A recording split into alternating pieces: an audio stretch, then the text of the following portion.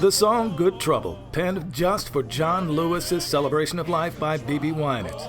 Speaker after speaker honoring the man deemed the conscience of Congress, who sought out good trouble to get into to get America to where it needed to be.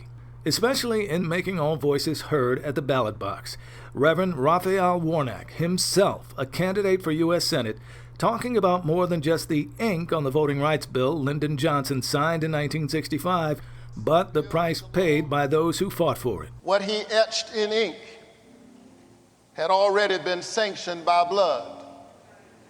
The blood of the martyrs, the blood of Schwerner, Cheney, and Goodman, two Jews and an African American who were murdered in Mississippi, the blood of Viola Liuzzo, the blood of John Lewis. It was Lewis at the age of 25 that led the March for Voting Rights across the Edmund Pettus Bridge and shook the conscience of a nation that watched the peaceful protests met with bloody violence at the hands of police and state troopers.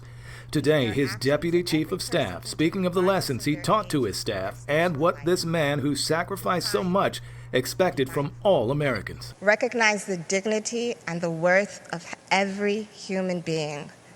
Be the best version of yourself. Be informed. Stay engaged, even though the work is hard. And if you are of age and eligible, for the love of God, please vote.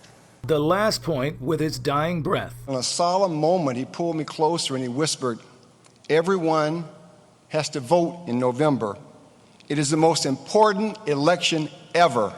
3 days after his passing, his colleagues in the House approved a measure to rename a bill after Lewis that would restore a crucial provision of the Voting Rights Act.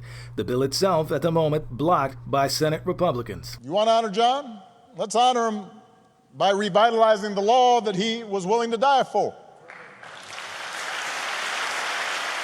President Obama, remembering the man he hailed as a hero of voting rights, urging the nation to defend and protect and strengthen that which Lewis fought so hard for. But even as we sit here, there are those in power who are doing their darndest to discourage people from voting by closing polling locations and targeting minorities and students with restrictive ID laws and attacking our voting rights with surgical precision, even undermining the Postal Service in the run-up to an election that's going to be dependent on mail-in ballots so people don't get sick.